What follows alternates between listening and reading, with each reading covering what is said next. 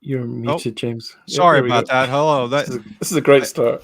I tell you, amateur hour. Enda leaves, and I haven't done this for a few weeks, and it turns into a complete train wreck. So, hello, Alan. How are you?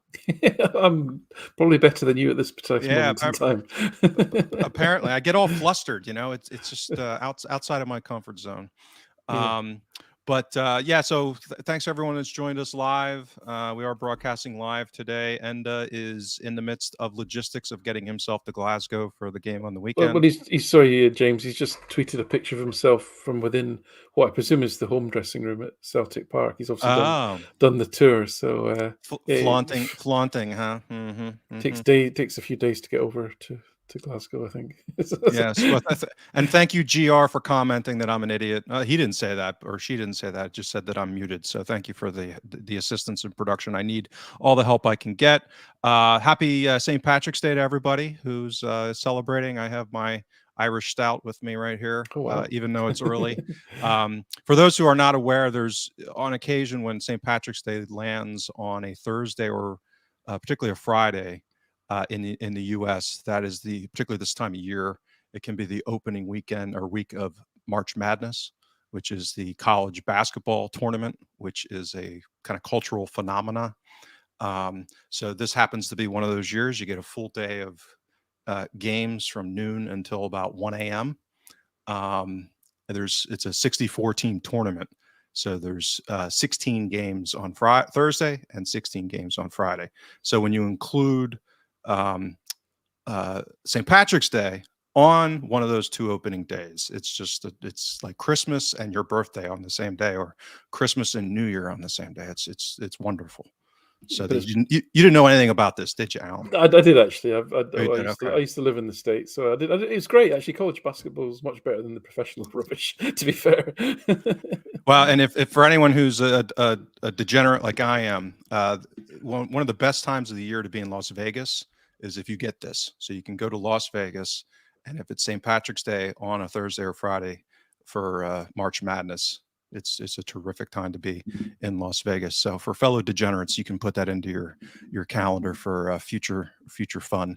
Well, let's get to the stuff. The reason why, other than my completely unwitty banter, as far as reviewing the game from Monday, Dundee United in the Cup.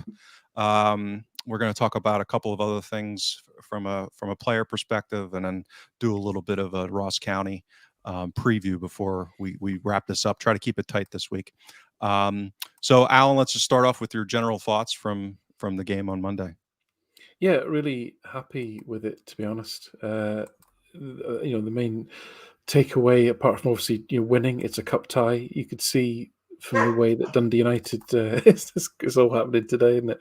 We could see from the way that Dundee United set out that they were very much up for it. They'd gone with a three at the back, which again is something that Celtic have struggled a little bit with in certain games. So and you could see from the intensity that they played that they were well up for this. It was their one chance of a trophy this season. And I think in commentary on Premier, they said, if they finish top six and get into the semi-finals of a cup, that's probably a pretty good season for Dundee United and for Towncourt. So they were giving it everything. So and then we talk about the pitch. It's not an excuse, but it has a massive bearing on the game when it is that poor. Looked atrocious. And we can talk about that because it actually did change. One of the things that we can maybe pick up on is the extent to which, again, Celtic adjusted, or Postecoglou adjusted the approach slightly, went a little bit more direct to counteract the bobbliness and the bumpiness of the pitch. And it's just another little indication that this isn't a manager that's wedded into just one way of playing at all costs. He has got some flexibility in his approach. So I was pleased about that. Very pleased about the lack of goal threat from them. 3 shots on goal, none of them really troubled Joe Hart. That was all good. And and the chance to give little Dembele a run around at the end. McCarthy came on, did a good shift. Everyone kind of got on. Even Mikey Johnson came on and managed to last the full 15 minutes, which is good. Lots to be positive about, really. So yeah, that would be a happy game, really. Yeah, I found it an interesting game. I'm probably not quite as optimistic on it. I shouldn't say optimistic, but my my conclusion from it is probably not as favorable as yours. I guess maybe a better way to characterize it. But I think a lot of that had to do with the conditions. To your point, I mean, it did seem just. I mean, just from a for me from a viewing perspective, I found it to be rather brutal. Um, it was so sloppy and it was one of those games where I couldn't get away from thinking, man, if they were any good, they would carve us open potentially. Right. Okay. So it's one of those things where they would get possession and you could see space kind of in a lot of different areas and they're just not good enough to capitalize on it. So to me, it's one of those like, okay, if that was Bodo Klimt, we'd have been in trouble. So I think it was for me, it was more so one of those games with the one characterization that I think the part of that at least, and maybe even an appreciable part of it was because of how messy it was and the ball bobbling around like they were playing on gravel or something. I mean, it was pretty Yeah, absurd. their style wasn't going to make for a good game, though, was it? I No, mean, no, they pressed up reasonably high. They tried to press quite aggressively when they could, which can lead to quite a bitty, scrappy game. And also, if you put players under pressure on a pitch of that nature, you're going to create more. It's going to be throw-ins and free kicks and all that sort of thing. And then when they did get the ball, they were going long straight away. They had yeah, two players up front, and they were just testing, obviously, the perceived weakness in Celtic's back line is relatively short, and so they were just chucking long balls up. But again, that doesn't make for great viewing. So I agree that they really made nothing of that. They had an approach, they had a clear strategy for the game, but then they executed it really badly in terms of when they had the ball. But they were in the game and competitive enough that they were quite effective at stopping Celtic, and you couldn't play that passing game partly because of the conditions as well. So I agree, not great spectacle, but on the other hand, we didn't let them upset our rhythm. One of the and again, this could be down to a little bit of positive variance. I mean, both opening goals were down to positive variance. I mean, how many goalkeeping howlers have we benefited from this season? Not many. How right, many expected goals have we had this season? Not many. And the beauty of both those goals was they happened at a time when they were having a good spell. They didn't have many good spells, and they weren't very good spells, but they'd had a solid opening 10 minutes, and then we scored from our first attack, and then they came out in the second half and they moved their whole team moved forward at least 10 yards when they started yep, the second half. They pushed Celtic back to some extent and had a reasonable spell, and then we scored, and that absolutely killed them. Scoring at those two times when we did two slightly fortunate goals as well. And as I say, what did I say at New Year? What needs to happen in the second half of the season? We need to get some positive variance going our way. The injuries are clearing up. The positive variance seems to be going more in our direction. So that's all good. yeah, I agree. It was it's great when you get clusters of those. It turns it into a 3-0 game when it probably was maybe not quite that level in the level of play. Which again, the caveat that the pitch was probably an equalizer to a degree. So just again to set the table a little bit here. I mean, it was yet another iteration. I'm not sure we've seen this starting lineup, particularly with the fullbacks combined with the front three. I think yet another version of starting 11 with Maeda out left, Giakoumakis in the 9, and Forrest in at right wing, and then you had uh, Juranovic and Taylor as your fullbacks. The other positions were pretty much what we might expect. So, what was your take as far as relative performers who stood out to you from a positive perspective, who maybe didn't shed the most shiny light on their because we're to your point, we're getting people back now. Hopefully Kyogo's back soon. Turnbull seems to be back to a degree. So maybe after the international break here, we might have even more depth. So also people maybe fighting for positions. So what was your view on that?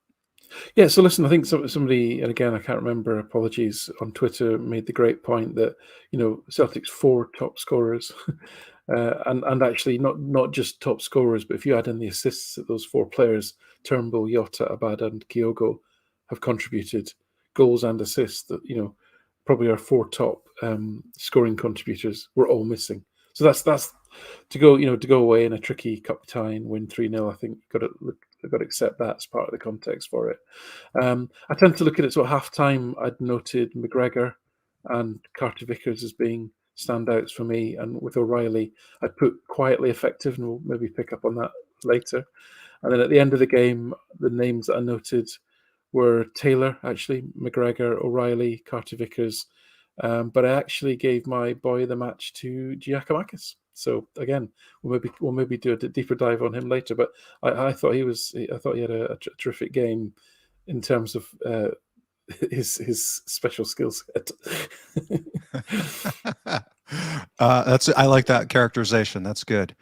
Yeah, generally, I thought McGregor in particular. This was one of those games where he just was orchestrating, and what was when they didn't have their opportunities to kind of counter and capitalize on some of the space that we can leave in transition. I thought McGregor was excellent in snuffing that out and really protecting the back four. So yeah, what that anyone maybe hurt their candidacy, so to speak? So those that didn't, Maeda, Maeda had a pretty desperate game actually. I think he was something like, we'll get this right actually. He completed 6 passes and he gave away the ball 10 times. I mean, that's pretty grim for anybody. And he does get now for me, right? He does get an assist for the second goal because I use the old fantasy football assist logic, which is if you have a shot or a cross even, and the ball comes off the goalkeeper, and then somebody puts it in, if it's off the keeper, you still get the assist, which is, as I say, the original fantasy football rules. So I still use those in awarding assists. So he actually gets an assist for that cross that Segrist fumbled for Giakoumakis to score. But apart from that, he had a pretty poor game. I think Forrest was okay, but I think okay is probably quite good for him. Hatate struggled a bit again. Just a real mixed bag with him. You get a real mix of stuff with Hatate, but he didn't create any chances. He had one shot. He didn't actually win possession back once. He only completed 18 passes.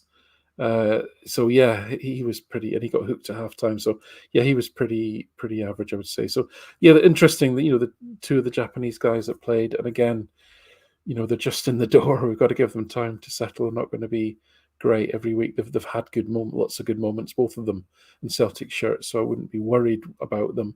But they're probably not used to playing on pitches like that, to be honest. I'm sure in Japan the facilities are probably a lot better in terms of the pitches. So probably a bit of a difficult game for them. Yeah, I agree. Yeah, I'd say there's a lot of very interesting topics that we're likely to delve into in the coming weeks relative to Maeda, Kyogo, Jota, Abada.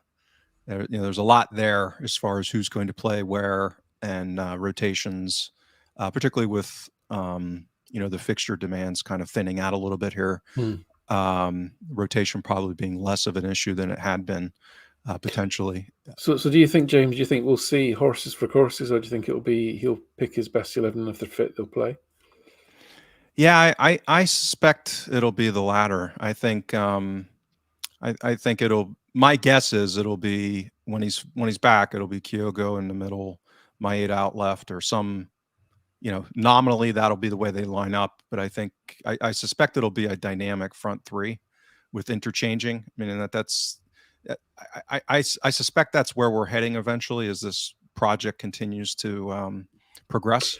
So just to be clear on that, so in my mind, what I understood by that is you could have a front three, for example, of Abada, Kyogo, Maeda, and nominally they could actually line up in any of the three positions.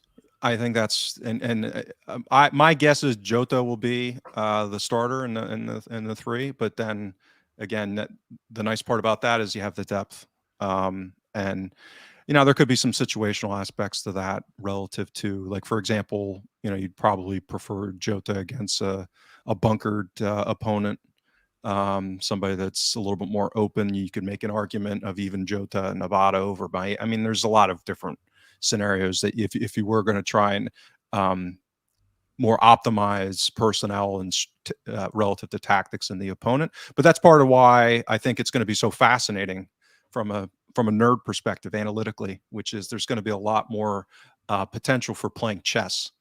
We've been constricted because of all of the different issues that we've experienced this season, whether it's onboarding players, learning a new style of play, the injuries, the lack of depth, all these different things that have, handcuffed the team and Ange and the management team to such an extent. So yeah, that to me is going to be really interesting. So right now it's all about speculating and predicting maybe and having fun of discussing what might happen. But I think it's going to be just as interesting to kind of deduce and analyze when he does make the decisions and try and figure out what the mindset is. And is he going to prioritize kind of best 11 and just go at him, which, kind of we've talked about, that would be what you would think on brand. But I don't think he's that puritanical. And we've talked about that, where he seems to be a little bit, not quite as puritanical relative to the brand. So we'll see. We'll see. I think it'll be fun.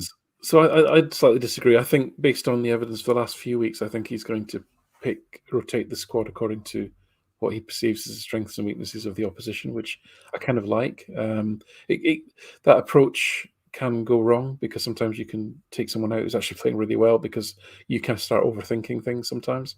So I don't, mind you, Ange doesn't strike me as an overthinker, so hopefully that won't be a problem. If it was me in charge, then it would be. But he would get tie myself in knots trying to outthink myself in terms of what the optimal formation would be. But he seems somebody who's very clear about what he wants. So, but I think we'll see. I think we'll see rotation.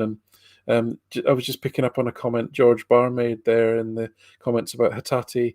Says Hatate was making 40-yard passes and scoring for fun. Now looks lost. Something's wrong. See, I'd fundamentally disagree with that, George. And the reason I say that is because what you didn't notice when he was making 40-yard passes and scoring for fun was that he was also giving the ball away a lot and taking some long shots that were nowhere near the goal. And when those long shots stop going in, which they inevitably do because they're very low probability, and when those 40-yard passes aren't completed because you're playing on a rutted field like at Dundee United, then suddenly the fact that a lot of his passing is a bit scatty, and the fact that perhaps he's still adjusting to the pace of the game starts to become more noticeable.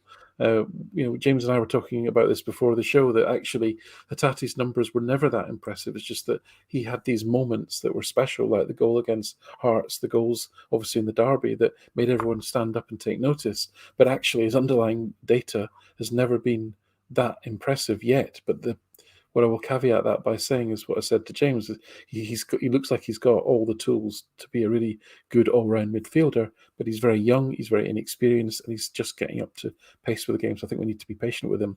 And it was great to see Turnbull back in training today, because I think when Turnbull's back, Hatate can breathe a little bit more and be used in a way that helps him develop rather than be relied upon in certain big games. I think that will give us yet more flexibility in that key midfield area. I agree. I'll just say ditto. I agree with everything you just said there. Let's transition then. We're going to talk about a couple of players then specifically, as we've both had some fun interactions on social media. And just with my consumption of different fan media.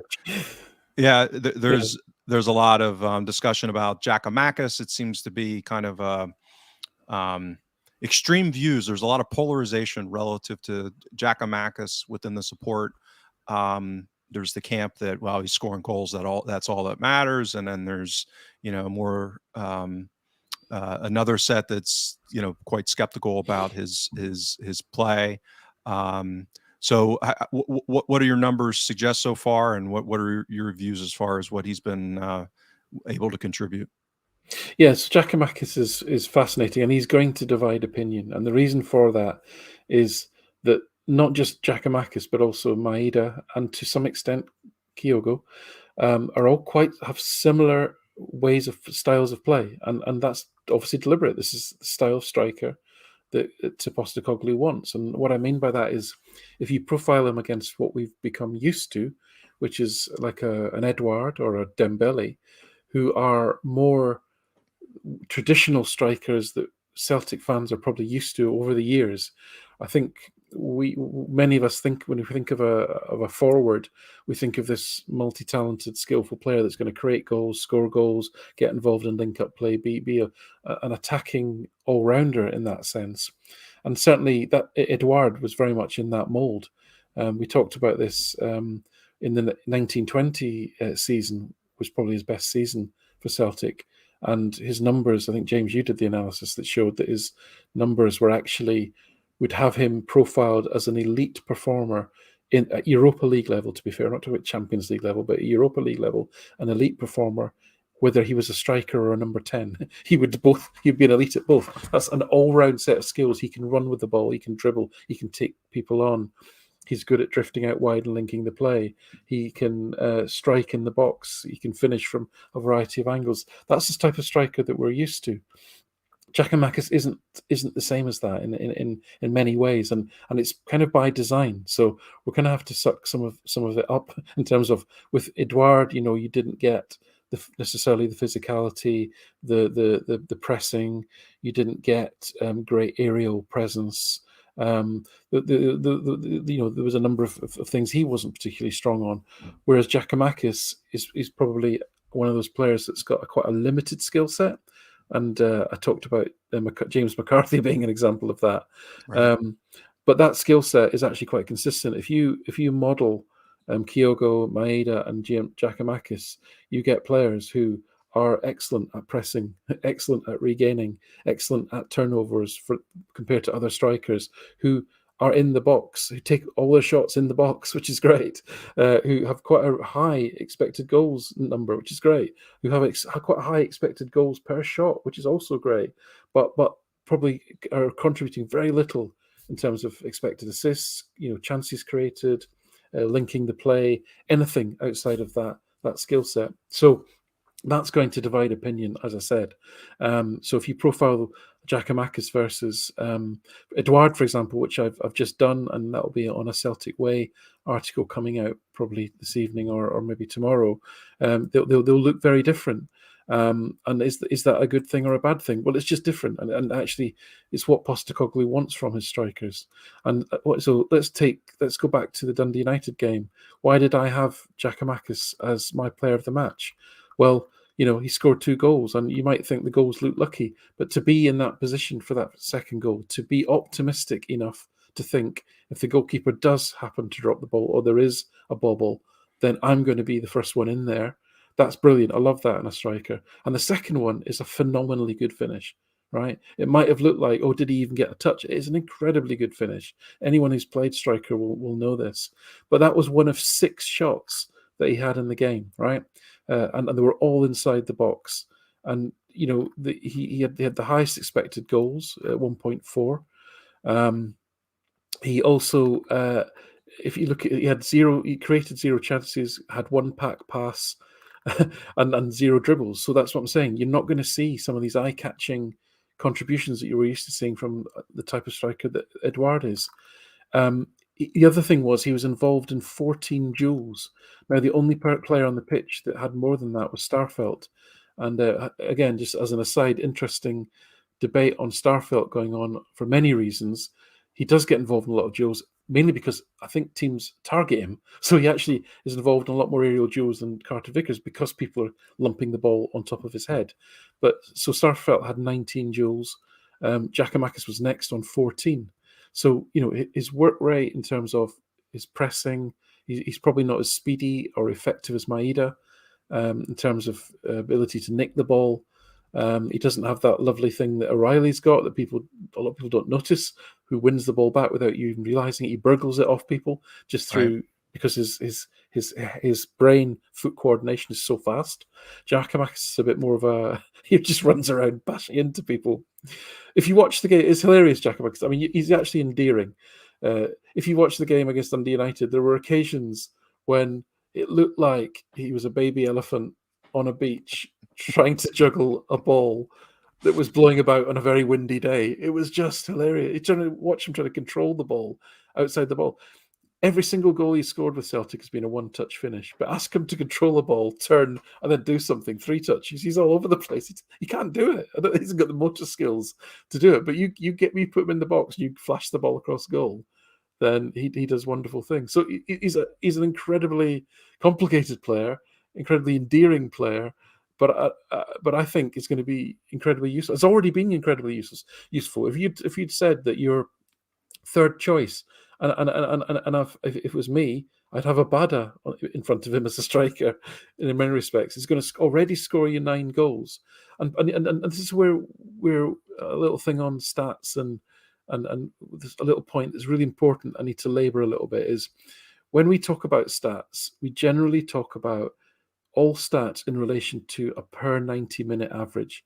And the reason for that is because, especially these days where there's 5 substitutions in the game, half the players on the team won't play 90 minutes in a game. So if you've scored 3 goals, but you've only been on the pitch 20 minutes, you've got a better scoring rate than someone that's been on the pitch for 3 full games and scored 3 goals, right? So Giakoumakis, if you look at the stats on Sky Sports, whatever, it says 29 appearances, 9 goals. And you sort of think, well, I'd expect a Celtic striker to at least be doing 1 and 2. So that's okay, but it's not great. Right. But actually, if you add up the number of minutes that he's played, it comes to just over 11 matches. So in just over 11 matches worth of minutes, he scored 9 goals. So that's pretty impressive, right? So he's actually nearer a game when you think about the game as being a completed 90-minute match. So for all those reasons, really pleased with him. He's going to frustrate. He's going to annoy. People are going to hate certain aspects of his play. But because he's in a coherent system and because he's doing the job the manager's asking him to do, and because he's doing that job really effectively, I think he's going to be really good. Yeah, I'll take the opposite view. Excellent. Partly from a production perspective, meaning that so we can have some back and forth here. But I don't have a negative take. I think it's more of a as I've been talking about in recent weeks, and I wrote a piece about this concept this week in the Celtic way, is thinking about this from an attribution perspective, meaning that how much is system based, how much is being derived. I mean, if you just take any kind of striker of this profile, so a striker that maybe isn't the best in those other components of play, as you I think adeptly documented, but is really good at one-touch finishing. I mean, that seems to be his superpower, right? If he has a superpower, that seems like Abada's superpower is like, getting into the box, into good locations, right time, right place guy, that's his superpower. So I think that, how much of that is due to the quote unquote superpower, how much of it's just he's competent in that way, and that because of the system and the league that we play in and the opposition, that, if you put another guy who's like him in that position, he's going to perform about the same. So what I did, again, I just did it out of curiosity. So I've looked at all of the minutes. Now, again, this is all league minutes. So I didn't do cup games or European matches, because I don't have all that going back historically in StatsBomb. So basically what I did is I compared Ajetti's full Celtic career in the league, and it's just under 14 games. So to your point, it's just under, it's like 13.8 90-minute increments, and they line up remarkably similar with what Giakoumakis has done in the league so far. And it's basically, roughly the same XG, roughly the same goal scored. They're both pretty close in their XG versus their goals scored. And pretty much in all other phases of play, something like OBV, which we've talked about in the past, and we can talk about it some more here, is they have negative value in OBV for passing. They have negative value in defensive actions. So, for example, neither one of them can defend dribblers, right? So they basically get, they're pressing, they're trying really hard. Like, I wouldn't say that all the time with this Jetty in the past, but when he did, under Ange, for the most part, I'll give him the credit. That's how he pulled his hamstring against Real Betis. I mean, he was busted, right? Actually trying, yeah. Right. It was actually trying. He was busting his ass. But neither one of them can, have shown the ability, again, limited sample size, to defend center backs bypassing them with dribble. Like, they're useless. Like, Giakoumakis, I think, has only defended like 11% of dribbles. So it's not a huge number, but again, that meets the eye test too, right? You discuss them, kind of like the elephant running around. So, so it's that issue of, and we'll talk about this when we get to the Starfelt discussion next. I'll follow up because it's the same concept. Is the AND system defends from the front. We've talked about that in the past. And against a team like Dundee United, so this is why we keep seeing, I think, a major issue is the optimization of our system relative to the players, and that certain players can get away with their deficiencies against most of our domestic competition. And then when we get into Europe, it just turns into a debacle. If we basically see Alkmaar up, Bodo Glimt up in quality this season, it just hasn't worked from a defending perspective specifically, right? That's been the issue. And I think, Giakoumakis, Ajeti, that profile of a striker, because of their deficiencies, and I agree with you, the reliance on the Edouard skill set is nowhere near the same, but I think there has to be a basic level of proficiency, particularly when it comes to pressing, I think. And so that's my concern, against Livy, against, any of these teams that are going to bunker. Absolutely, I think he can play a role, and actually a really productive one. I worry that, how that, as I say all the time, scales. How does that scale against better competition relative to how we're going to play? And then it comes back to, okay, do you want a specialist on the team for Ross County at home? Do you need that as a squad player versus depth in the profile that you need?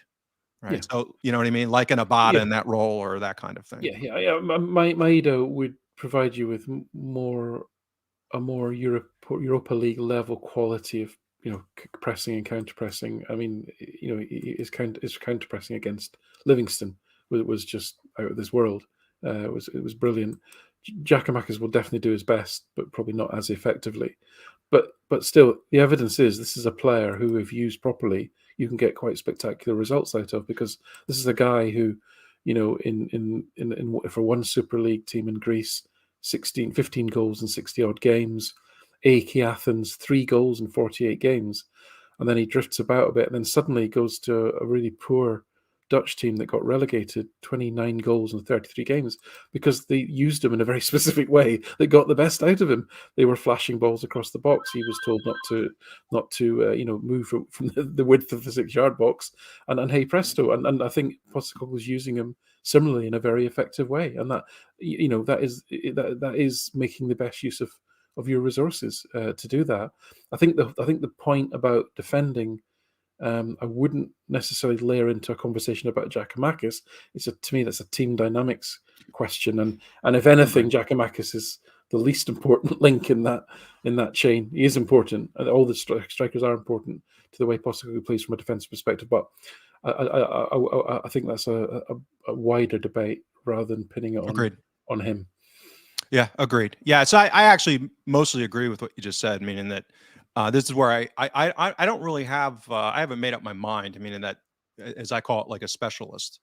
You know what I mean? Because we do play a lot of those kinds of games. So to have that skill set as an option, I guess my broader point is I don't think there's a lot that's necessarily special about him. Meaning that I suspect had Ajeti played those same games and had those same opportunities, pretty close is all I'm saying. And there's a lot of those guys out there, meaning that I think there's a lot of guys who aren't that fast, who aren't that skilled on the ball, who are probably better one-touch type of players. They're easier, I think, to come by, and quite frankly, cheaper as a result, which is why we got them for the price that we did, relative to somebody that's got more of a holistic skill set. Where, Yeah, I'm with you. I mean, you could argue if you put Liam Boyce on the Celtic team and asked him to be, you'd probably get very similar results.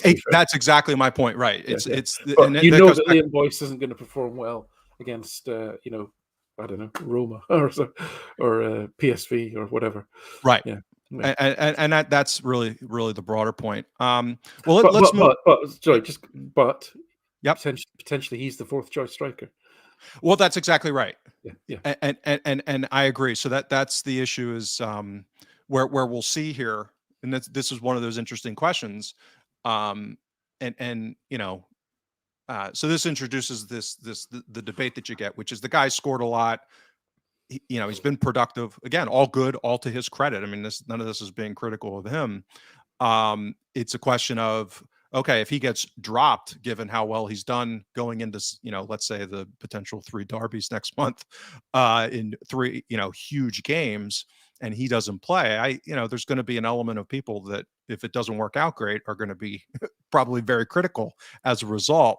And I just follow the view that, to your point, he's really should be fourth choice, and used as kind of a specialist potentially.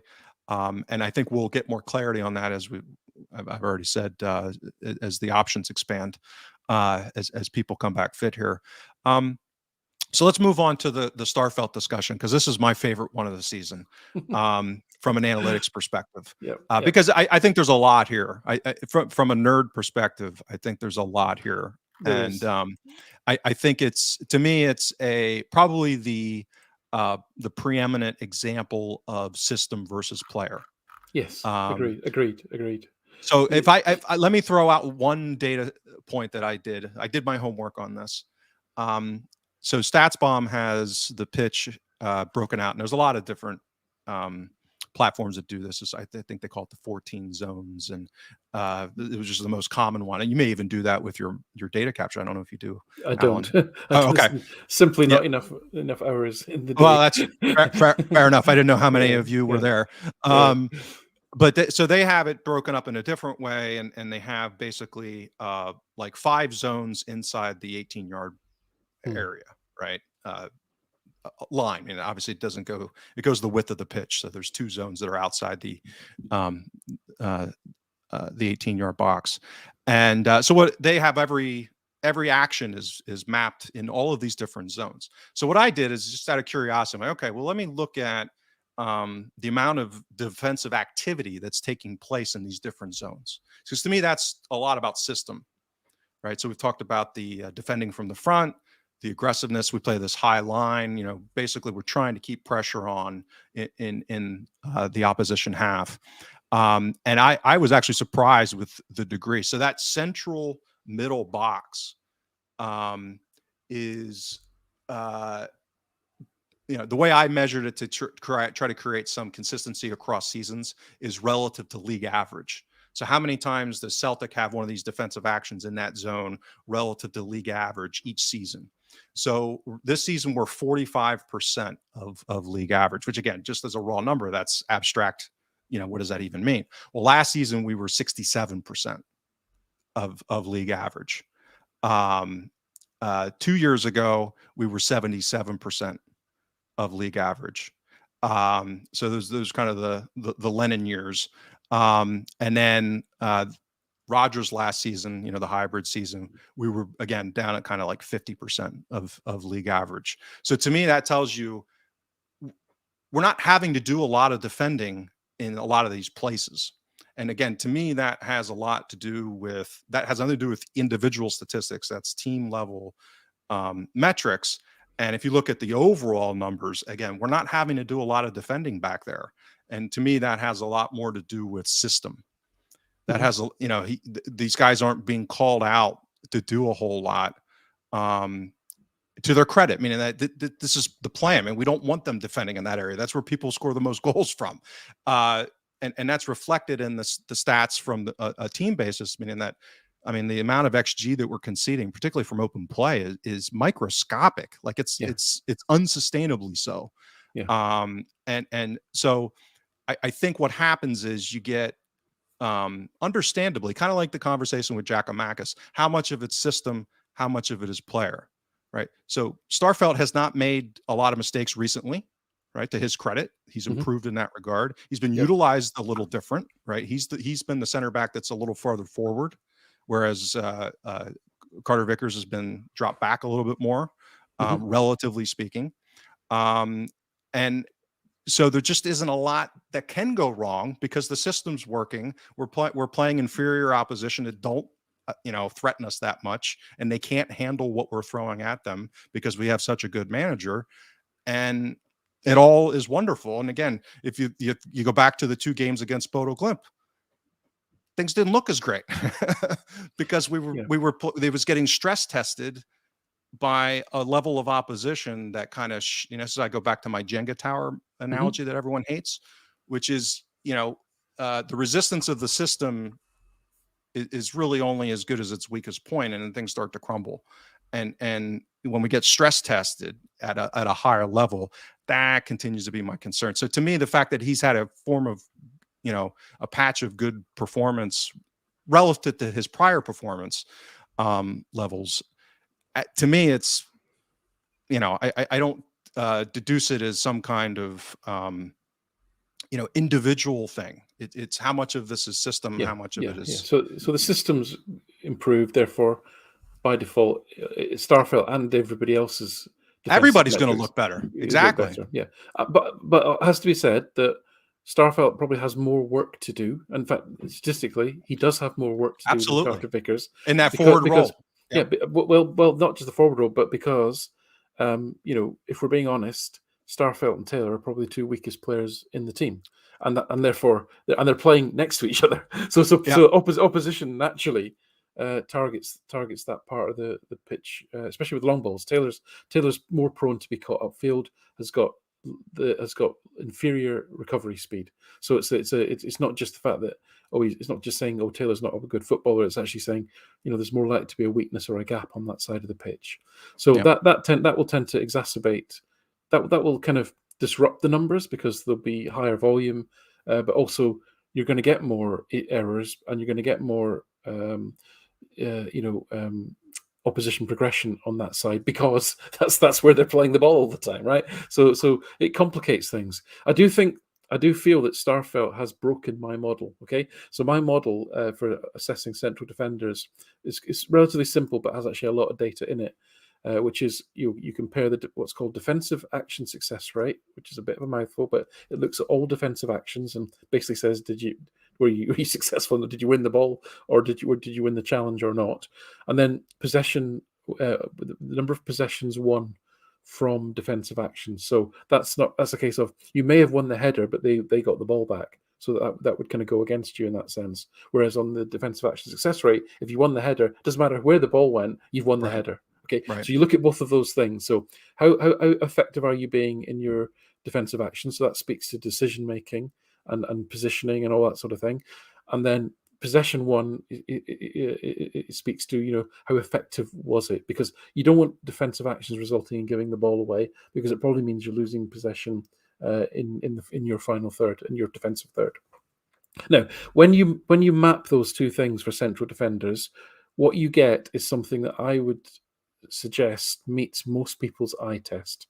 So in the top right, the good corner, you get Virgil van Dijk, you get Christopher Ajer, you get Benkovic, and you get Julian. I don't think anyone would disagree. Those are probably the preeminent centre halves that Celtic have had over recent years. In the sad little corner on the bottom left, you get Ambrose, you get Jack Hendry, and you get Starfelt. And then in the middle, it's called the sort of middle class of central defenders, is everyone else that we've had over the years, the likes of Boyata, Simunovic, even Welsh to some extent. Pretty steady central defenders. They're not particularly spectacular. They're not particularly awful.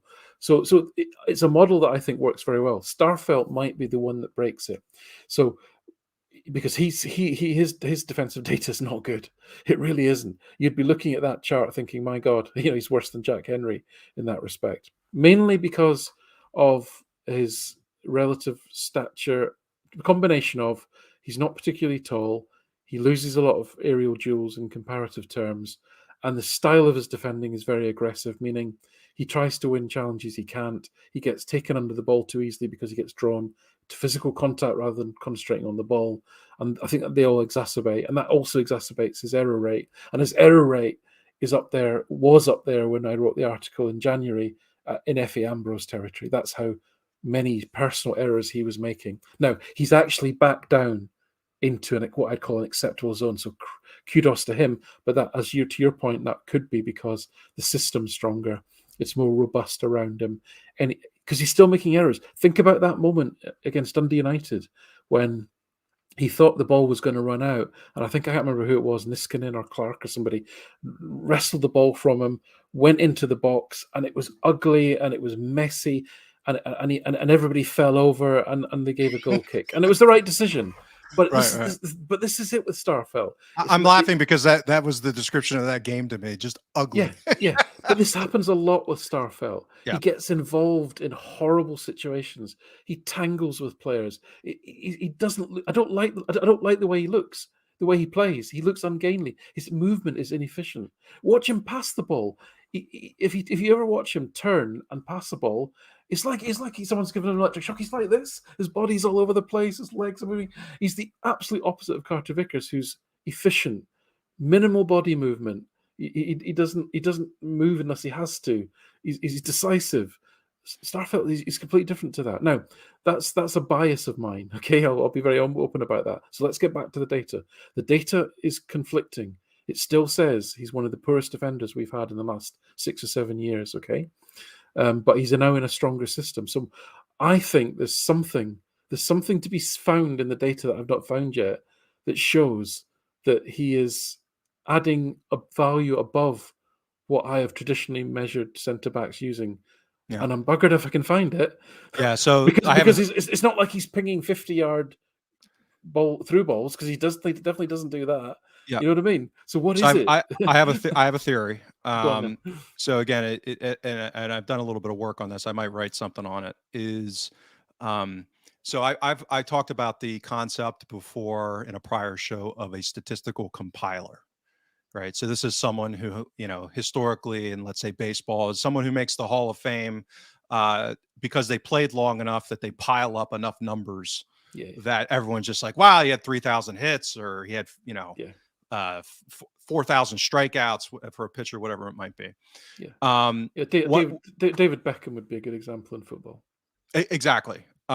So a question what I've tried to do in thinking about this attribution concept is between how much is system and how much is player.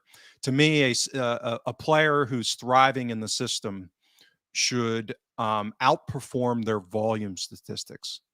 Right. So let me explain what I mean by that.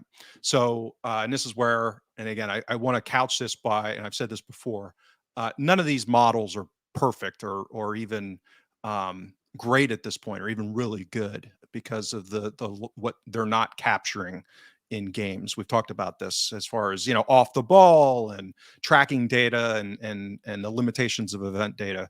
So, that's the usual caveat. But one of the reasons why I've spent so much time in analyzing this new metric from StatsBomb on ball value is because it introduces the idea of weighting good and bad, right? So by definition, we're all subject to this confirmation bias, right? So you've got this bias because of his arms flailing about, and when one of those bad passes takes place as a result, that's mentally going to stick with you more than when he does make that nice line splitter that gets into the half space and ends up creating a chance. And I think he has made tremendous strides in getting better at his passing. Like for me, he's like Joe Hart this season, where as a human being, I really root for him. Like, I can see how much they are buying in and working hard to improve, trying to do what the manager is instructing them to do within this system, right? So I have tremendous appreciation for the commitment and the improvements that they've made. But they're people are limited. We all have our limitations, and what this on ball value or OBV metric does is it says, okay, well, again, it's a model, it's not perfect, but when he makes a mistake, how do we weight these things? So you pile up the good with the bad, and you net it out in like a plus or minus number. He has a negative defensive action OBV for this year. That is 30th out of 32 center backs in the league for the season who have played. I think I set at 1,500 minutes. Okay. To me, that is unacceptable for a Celtic center back to be that low in any metric. Yeah. Okay. So that weights it out. His passing is a compiler statistic in my judgment, meaning that he is one of the top passing OBVs in the league for a center back, but most of that's because he just passes the ball a lot. It's a volume issue. Yeah, and he's got great packing numbers in terms of he has a lot of packing passes, but the average packing score per pass is relatively low. Exactly. So what that means in English is they're low risk passes. He's executing a lot of low risk passes, which is not a bad thing for a centre back. But let's be honest about what it is. Exactly. So so this is the old lies, damn lies, and statistics, right? So so he has this high passing OBV, but again, what I've done is I adjust all of these based off of volume. So you take the number of their passes and you divide it into the passing OBV, and to your point, it's like your impact score, your average impact score per pack pass that you do. And what does that come out? Again, he comes out way down in the league as far as that. Well, I'll call it an efficiency metric, right? How efficient are you? And what does that mean? Well, if you took a guy like Frimpong and looked at his dribble and carrying metric, yes, he was high in volume because he was Jeremy frickin' Frimpong. You know what I mean? He's playing for Celtic and he's lightning fast. He's doing the same thing or similar things in the Bundesliga, right? So I got an outlier skill. Not only was he doing volume, the average was, top of the league too. Right. Yeah. So this is, again, you see with Rogic. Rogic is, yes, because he plays midfield at Celtic, his volume of passes is very high for the league, but his average pass OBV per pass is way higher than his volume rank. And that to me speaks to quality over quantity. Right. So that's what I've started to do with these metrics, is to look at not only volume, but efficiency and try and kind of delineate, because to me that speaks to how much is system versus how much is the guy's good in the system. Yeah, so just so people just really kind of labor the point, maybe, but just to make this real, if we look at the packing stats for Carter Vicker and Starfelt's got slightly more pack passes completed. These are the number of passes that take opponents out of the game. He's 13.4. Carter Vickers is 13.1, so they're almost the same. But if you look at the packing score, so the value of the players that you've taken out of the game, to your point, so this would be synonymous with this OBV to some extent for passing. They're going to correlate. Yep. They're going to correlate. Yep. Whereas Starfelt is packing score average per 90 minutes is 52. Carter Vickers is 64. Right. So the same volume of events, Carter Vickers are far more valuable. Yep. Yeah. And that's what we mean. I hope that makes sense to people. Yeah. And that's basically, if you look at Carter Vickers' OBV statistics relative to Starfelt, you get higher quality in per unit of volume, right? Mm-hmm. So he's producing better quality with what he's doing. So to me, what that suggests is, because again, their utilization has shifted a little bit, as I mentioned, meaning that earlier in the season they kind of had dropped Starfelt back a little more, and it was CCV that was maybe a little farther forward, and that seems to have kind of dropped. And because of that, you've actually in the data, you've seen some of value, meaning the volume of what Carter Vickers is doing has dropped a little bit, because he's not the one jumping in like Carter Vickers or like Starfelt is now to kind of keep that pressure on as much. So, but yeah, it's that efficiency metric, and to me, it's stark. So again, if you put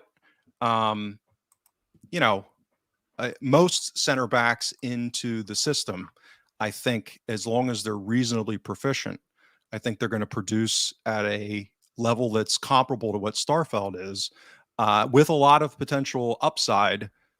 To your point, aerially, and again, that zonal stuff that I was talking about earlier, those 5 zones in the back, the numbers are crazy. How much people are targeting our back left, particularly aerially. Sorry, James. I just want to respond to a couple of the comments that are along the lines of, Starfelt's basically defeated the stats because you can't find a reason why he's good, or it's just confirmation bias. Let me try and explain again the problem. Sorry, because I don't think I've articulated this very well. This is the problem statement. Okay, I'll be trying to be as clear as I possibly can be. I'm sitting here wanting to write the article about how good Karl Starfelt is. Okay.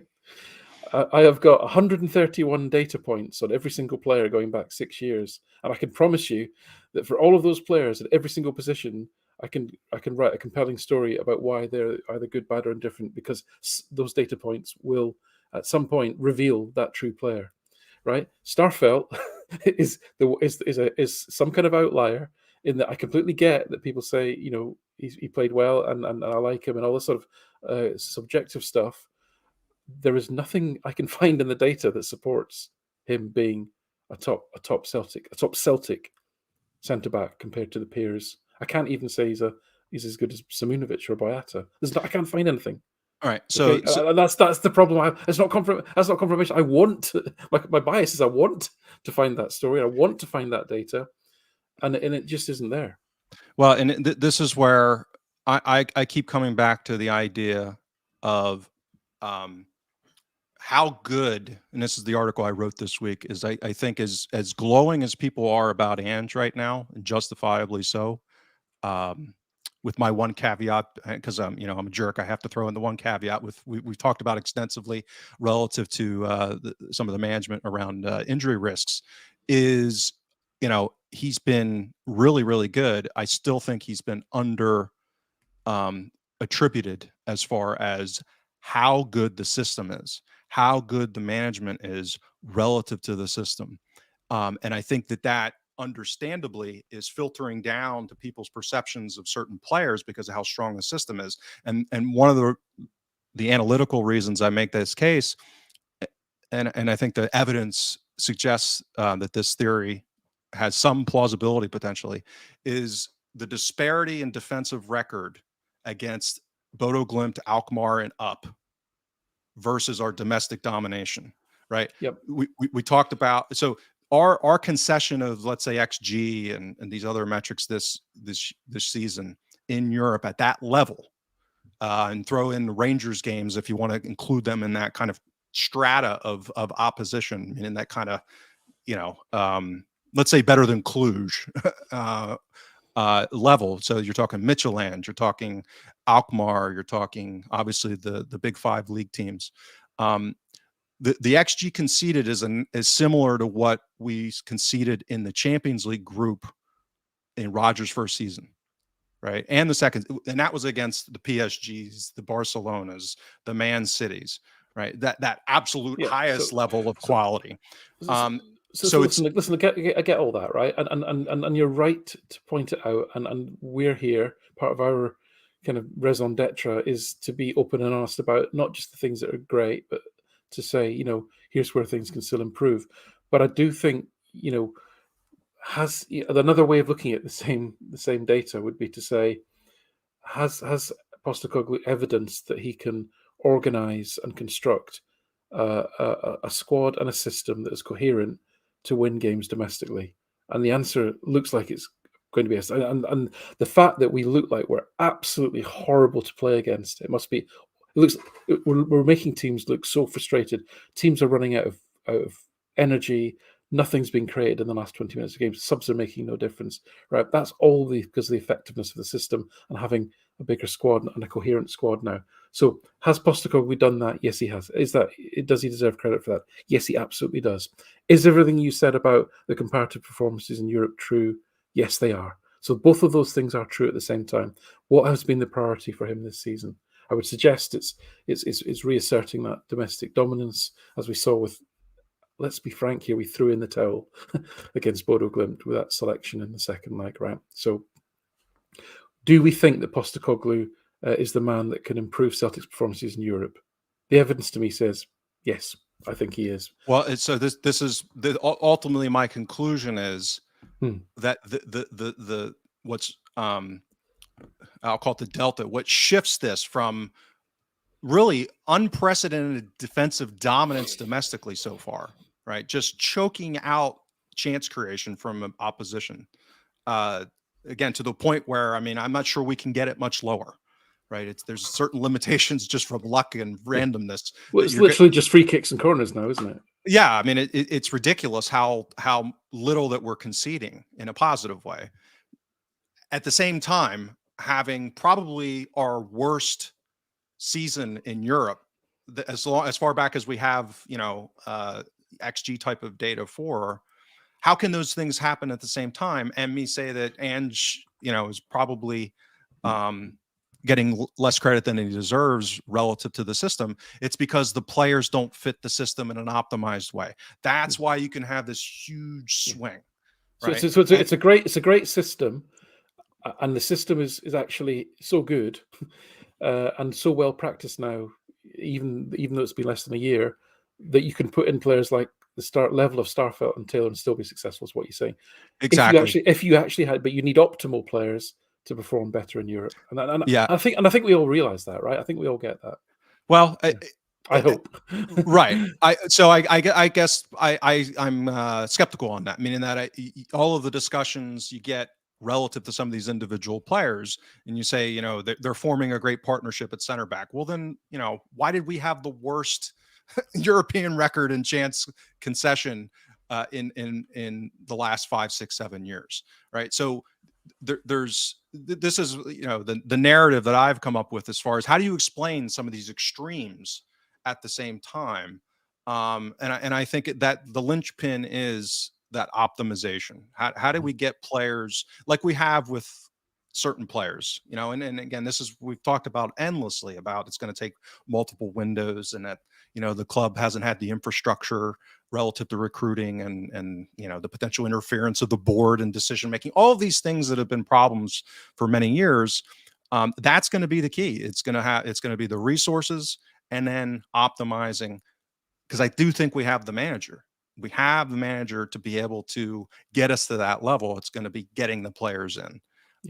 Because this is what I've talked about, since you and I first met a few years ago, is, we should be dominating more domestically, right? As crazy as that sounds, after winning 9 titles in a row and 4 trebles. And I know we're way over, but I suspect that's to do with there's only a certain you can't get. It's not like football. It's not like Football Manager where you can go through the season literally winning every game.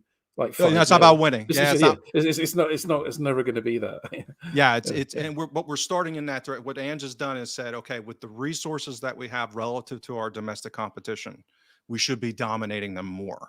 And he's competent, if not better than competent, and he's stretching that out to the point where it really should be, with really good management. And that we've had such a long period of time when mediocrity was elevated to excellence because of the structural divide, not so much, that people were doing necessarily a great job. So that's the exciting part is I think, the biggest variable in this is getting someone who's really, really good at what they're doing. And I think, he definitely is that. So yeah, you're right. We've gone over time here. Let's just quick thoughts on Ross County as we head into the weekend. No, I just can't wait for the game. Excited to see the lineup, who we play. It will be a tough game. Ross County, I think, have improved. Much as again, we don't like Malcolm Mackay for lots of reasons. He's has done a great job with them, and they have had good results. And they're a difficult team to play against. Again, they've won their last 3 league games, by the way, and in fact, they've only lost 1 league game out of their last 8 or 9, I think. So this isn't going to be a straightforward game. It will be a tough game. Yeah, there are teams that I've said, I don't really have much concern. Dundee United being one of them, meaning that I haven't had that much concern, even though some of the results haven't been great. with the draws earlier in the season. And when I say don't have concern relative to performance levels, right? So the chance creation, that kind of thing. I get nervous with Ross County just because they do have some of that athleticism that a Dundee United doesn't. I mean, it's just flat out speed. They have a couple of guys that have the kind of speed and athleticism that we don't see necessarily against a Dundee or a Dundee United. And I think that's where they've given some opponents real problems, is some of that speed that they have. So yeah, I still supremely confident. It's just a question of, we talk about variance. I suspect that could be a bigger issue, a bigger threat with them, because they could make some more of some of these transitions that we've been having issues with just because of the speed. And that could give us a little bit more of a headache. Yeah. But they've been smart in the market, and they've fallen yeah, upon 3 or 4 players all at the same time. Who yeah, given their probably resources, I probably mean, they wouldn't normally be at Ross County, and they're the likes of Charles Cook and Hungbo, and players like that. yeah, I mean, you look at some of their attacking players, it's like, I mean, they put several other teams with a lot more resources in the league to shame. I mean, to their credit. So I suspect it'll be an entertaining game, more so than what we've seen recently, because I think they'll give us a little bit more of a competition, and hopefully that doesn't result in anything bad. But from an entertainment perspective, I think we'll see more out of them than we have in some of the opposition recently. Okay, well, we've gone 6 minutes over. Thanks everybody for watching this week. Thanks for comments. Yeah, thanks for comments. Thanks for hanging in there with my amateurish start. Alan, have a good weekend. Enda, if you're out there in the ether, he'll be there. He's watching the boys at the weekend. Yes, Lucky yes. guy. Yep. So everybody enjoy the rest of your St. Patrick's Day, and we'll catch you next week.